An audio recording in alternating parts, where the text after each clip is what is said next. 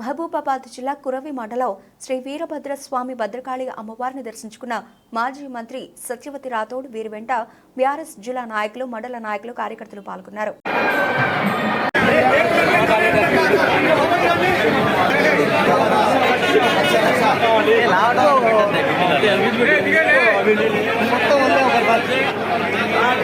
పురస్కరించుకొని రాష్ట్రంలో ఉండే ప్రజలందరికీ, ముఖ్యంగా మహబూబాబాద్ జిల్లా ప్రజలు వాళ్ళ కురవి వీరభద్రస్వామి భద్రకాళి సమేత వీరభద్రస్వామి కళ్యాణం జరగనుంది. ఇప్పుడే వీరభద్రస్వామి భద్రకాళి అమ్మవారిని దర్శించుకోవడం జరిగింది. ప్రజలందరూ సుఖ సంతోషాలతో ఉండాలని, ఈ ప్రాంతం మరింత సుభిక్షంగా ఉండాలని కోరుకోవడం జరిగింది.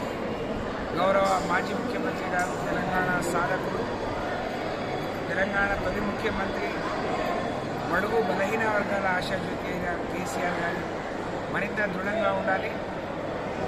ప్రజలు ఆశగా ఎదురు చూస్తున్నారు వారి రాక కోసం. అది త్వరలో నెరవేరాలని మనస్ఫూర్తిగా భగవంతుని కోరుకోవడం జరిగింది.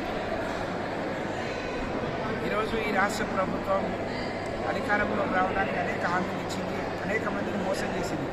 కానీ ఆఖరికి అన్ని దేవుళ్ళ మీద ఒట్టు పెట్టి ఇవాళ దేవుళ్లను, దేవస్థానాలను కూడా మరి భ్రష్టు పట్టించే విధంగా కార్యక్రమాలు నిర్వహిస్తుంది. ఇప్పుడే అందరూ వీరభద్రస్వామి దర్శనానికి వచ్చే భక్తులందరూ మొరపెట్టుకుంటున్నారు. ఇక్కడ వసతులు సరిగ్గా లేవు, నిర్వహణ సరిగ్గా లేదు, పట్టించుకునే వాళ్ళు లేరు. భక్తులందరూ అవస్థ పడుతున్నారు, ఇబ్బందులు పడుతున్నారని ఇది చాలా బాధాకరం. ఇప్పుడే ఈవో గారితో మిగతా అధికారులకు కూడా చెప్పాం, అవన్నీ సరిదిద్దుకొని. ఎందుకంటే ఇప్పుడు మొదలైతే రేపు ఈ సమయం వరకు మరి లక్షలాది మంది భక్తులు వస్తారు. వాళ్ళకి ఎలాంటి ఇబ్బంది కలగకుండా చూడాలి, పారిశుద్ధ్యం లోపించకుండా చూడాలి. వీరభద్రస్వామి భద్రకాళి మీద ఉన్న గౌరవం, భక్తి తగ్గకుండా చూడాల్సిన బాధ్యత ఎక్కడెక్కడి నుంచో వస్తారు. కాబట్టి అమ్మవారి మీద, స్వామివారి మీద విశ్వాసం ఉంటుంది, కానీ ఏమాత్రం దానికి భంగం కలగకుండా చూడాలని చెప్పి కోరడం జరిగింది. ఈరోజు రాష్ట్రమంతా ప్రజలందరూ సుఖ సంతోషాలతో మహాశివరాత్రి మరి పాటిస్తూ ఉన్నారు, మహాశివుని ప్రార్థిస్తూ ఉన్నారు.